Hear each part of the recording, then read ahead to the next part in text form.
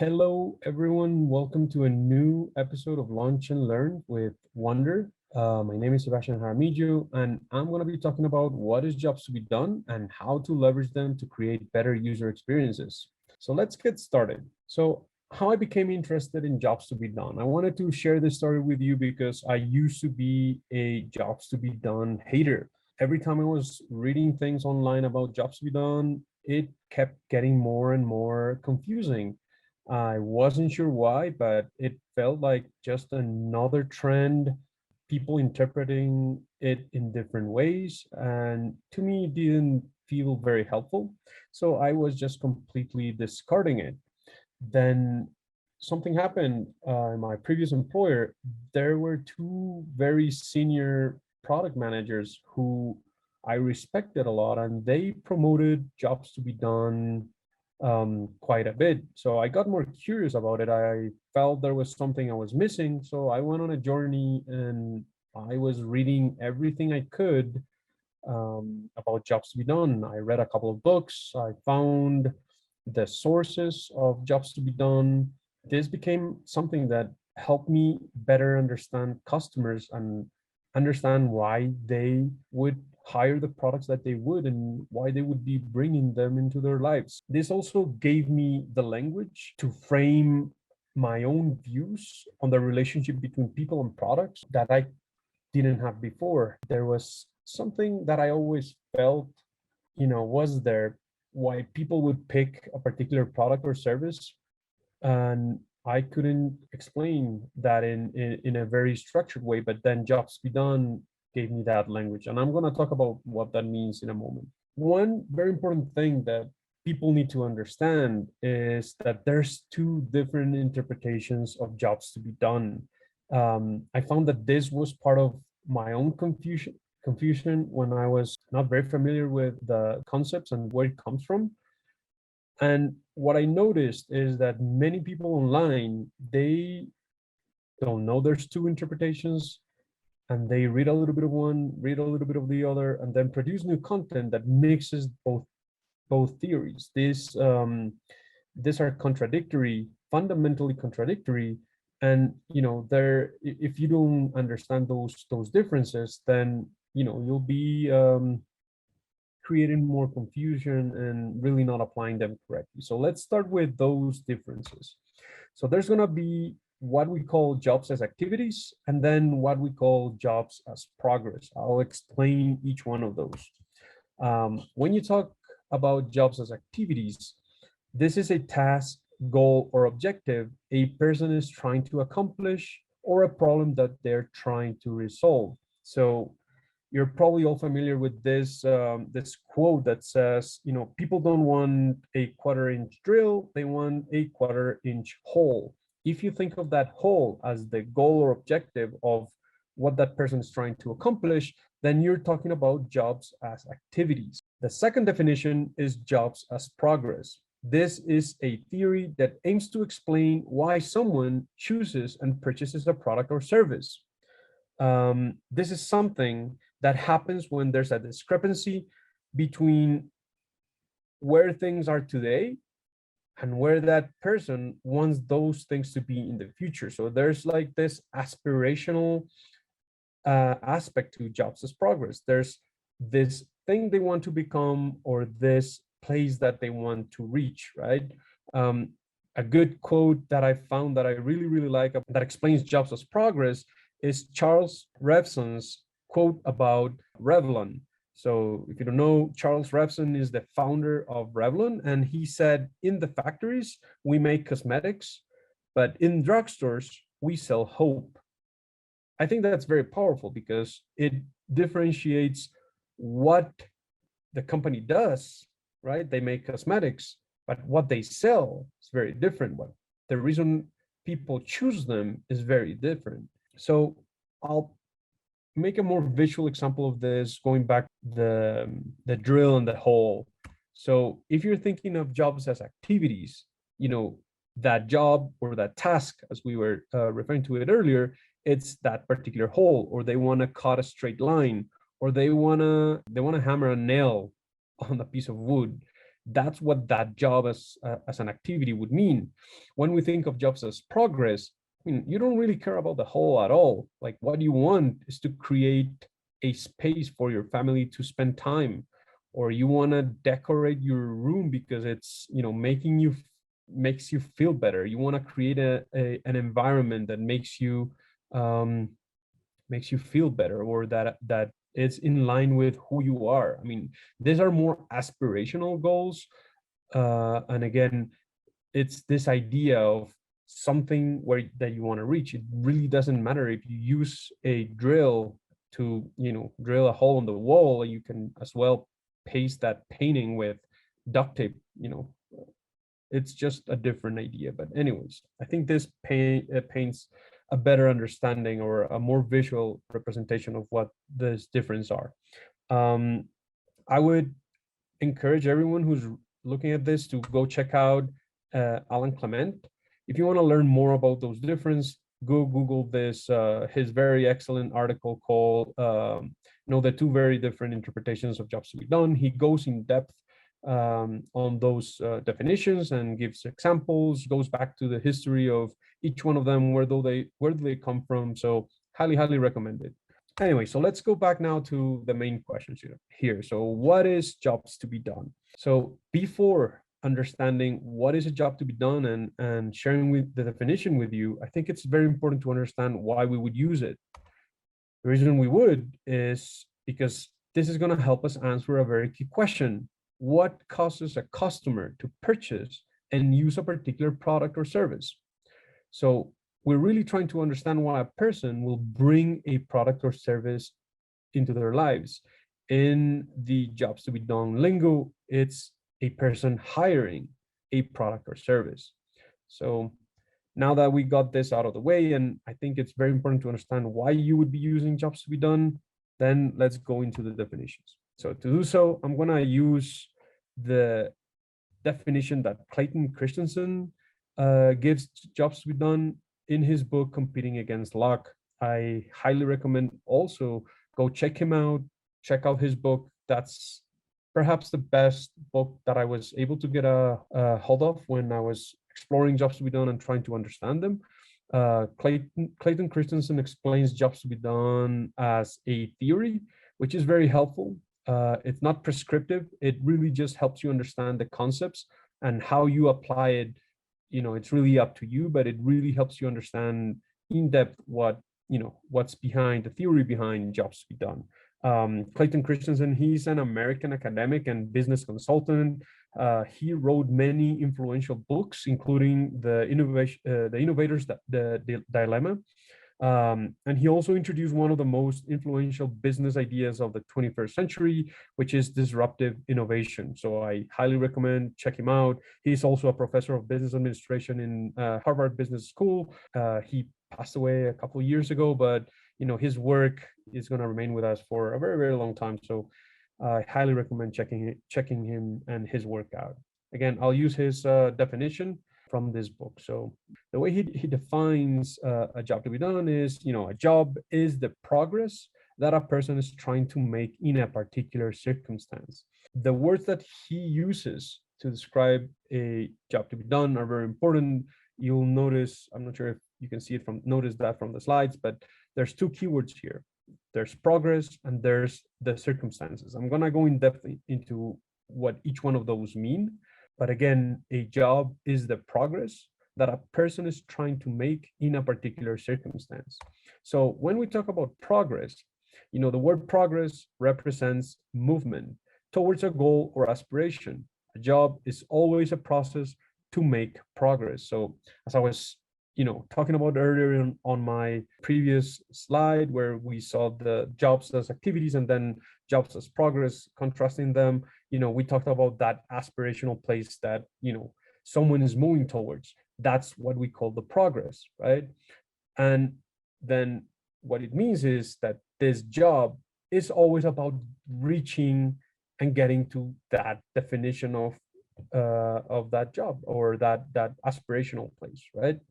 So that is progress. And then you have the circumstances. These are really, really important, because what he explains is that you can only define a job relative to the specific context in which it arises. That's very important because the circumstances are what give shape to the job.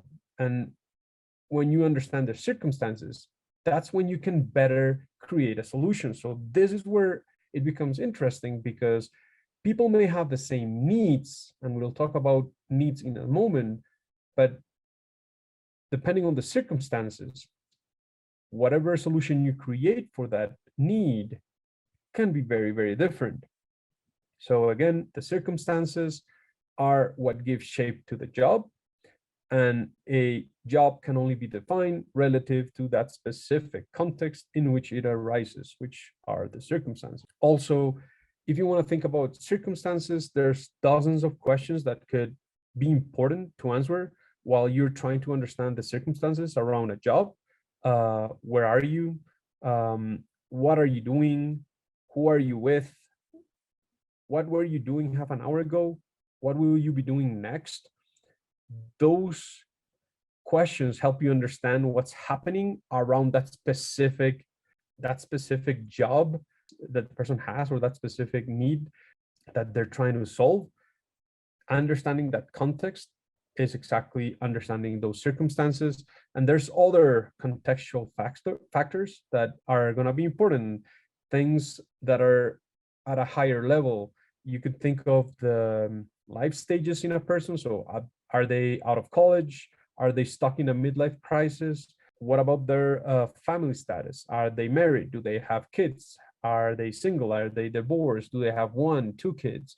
Those are also circumstances that shapes a person's life, but also defines how they would go out and pick a specific solution in their lives. So those are important, and finding which ones of these factors are connected to the reasons why people pick a job, it's very important. Like finding the right circumstances is a big part of understanding a specific job to be done. And lastly, part of this definition, another thing that's important to understand is that a job to be done can only be understood if you explore all of its functional, social, and emotional complexities. We sometimes, or more often than we would like to, we overemphasize on the functional aspects of products. So if you want to solve a particular problem, we just think of the functional aspect of it. We're not thinking too much of the social or emotional layers that may also be important, and that would push a person to pick a specific solution. So I'll give you an example. Think of the brand Louis Vuitton. Like, why would you explain someone paying that amount of money for a Louis Vuitton t-shirt? If you were thinking of the functional, I mean, they might as well just go buy a cheap or a cheaper version of a t-shirt. But what's really important to them is the social and emotional aspects of buying a Louis Vuitton t-shirt, which may be related to finding a status symbol or trying to be a person that, in their mind uses Louis Vuitton.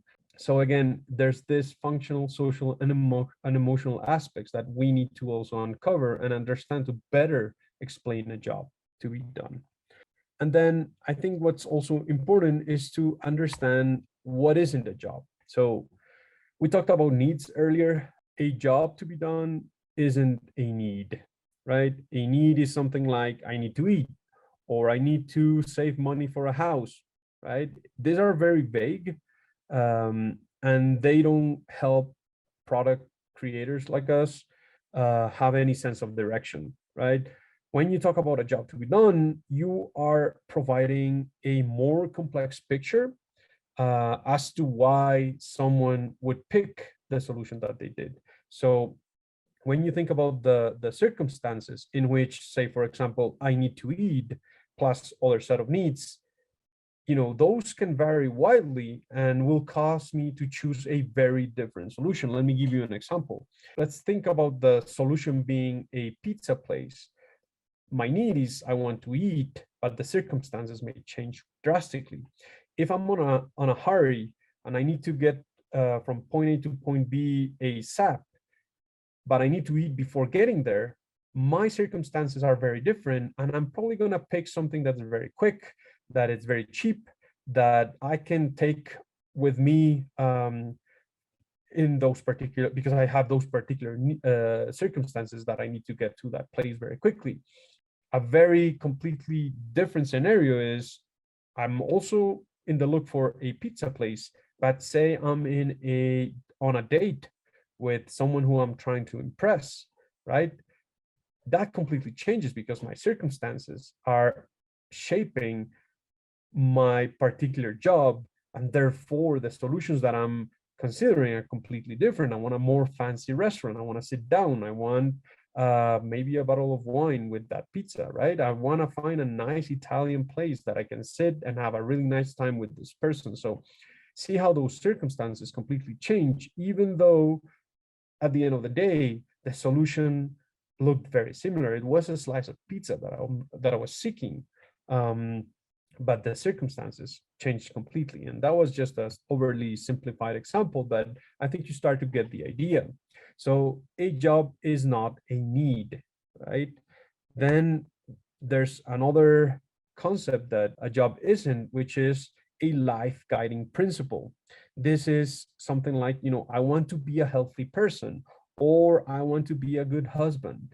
These are very vague, really, really abstract, and also do not give any sense of direction.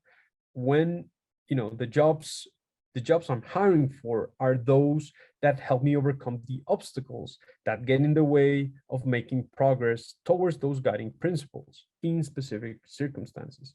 This is another quote from the book from Competing Against Luck. Let me read that again. The jobs I'm hiring for are those that help me overcome the obstacles that get in the way of making progress towards those guiding principles. So again, jobs, this is a larger concept, but still very vague. A job has more details and explains something that is not as large as what I was saying earlier, like I want to be a healthy person. So if you still don't get it, let me share a couple of examples that are going to probably paint a better picture. And this is, again, tying it back to the main reason why we're delivering this talk is how can you use jobs to be done to create better user experiences? So behind all this, what we're trying to understand is what is that progress that customers are trying to make?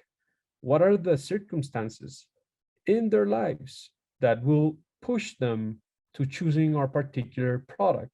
So these examples are going to paint a better picture, but depending on what is it that you do, it's gonna vary wildly. But these are some examples that should help you better understand what jobs to be done is. So the first example is, imagine you are a I don't know, software as a service company. You have a financial service. You may be pursuing the same need, but under different circumstances, your solution would look completely different. So say you are providing a service that helps people save for retirement, right? That's the need. People want to save for retirement is the need, but then what are the circumstances? So we talked about contextual factors such as life stages. So someone who's just out of college, for example, it's going to have you're going to have to approach someone in that particular circumstance very different from someone who's getting close to retirement, right? You may find patterns in who is in that particular stage in their life, like who's under that circumstances. You may use some demographic data and find out that people who are close to retirement are in a demographic who would pick different channels to find out about your product. Like you may not be able to reach them via Instagram ads, for example. You are going to probably need something printed out, like sent to their homes. So you need that for your go-to-market definitions or like your go-to-market strategy, right? If you're targeting someone who's just out of college, the patterns that you'll get from someone who is at that stage, like life stage, you'll then realize that maybe Instagram is a really good way to reach them and share your value proposition and trying to get them to use your product. See, you just picked a completely different go-to-market strategy based on just a change in a different, like having different circumstances. And again, this is an overly simplified example, but you start getting the idea. The second example is one that you're probably seen around because this image has been shared widely, and is Ozzy Osbourne versus the versus Prince Charles. So if you would only pick to use demographic and geographic data, which is normally the type of data that is used to segment users or to target specific ads, you may end up in a situation like this. Both Ozzy Osbourne and Prince Charles, they're both males, born in 1948. They were raised in the UK. They were married twice. They live in a castle, and both of them are wealthy and famous. But I mean, I don't need to explain how different these two, personalities are. I mean, the type of services that each one of them would be interested in, it's completely different. So what you would use to explain, what product they would pick, it's very different, right? That you would use other sets of data. It's normally what you would refer to as, say, psychographic and behavioral data.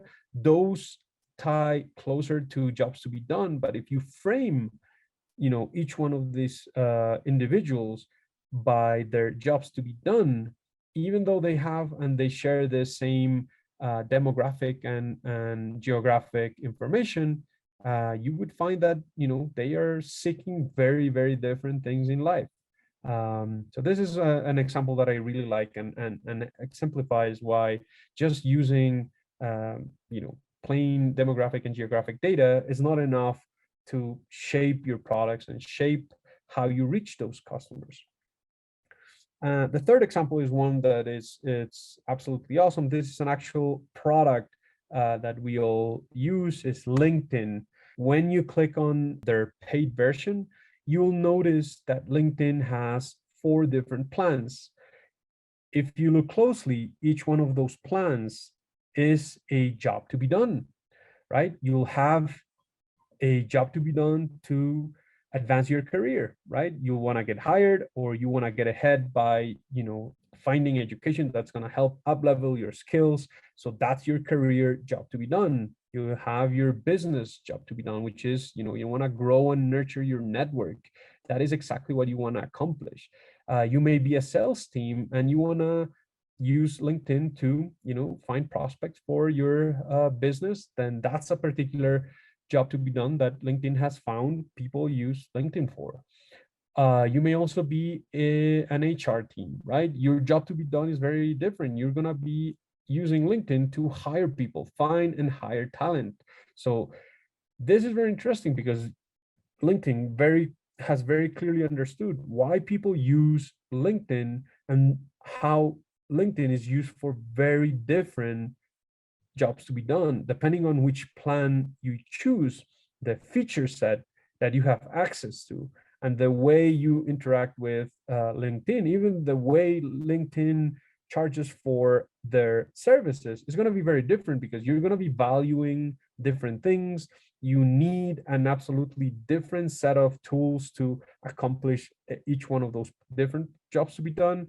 So if you were to reverse engineer, what LinkedIn did is they went ahead and understood what jobs to be done were people were using their tool for, and then package them in a way so that they speak directly to those sets of needs, and the progress that each one of these groups of folks would be after, and also frame it in a way that really understand their circumstances, and based on all those different factors, it's how they shape the offering and their different plans. So I love this example, and hopefully this one helps also paint a picture of how a digital product uses jobs to be done.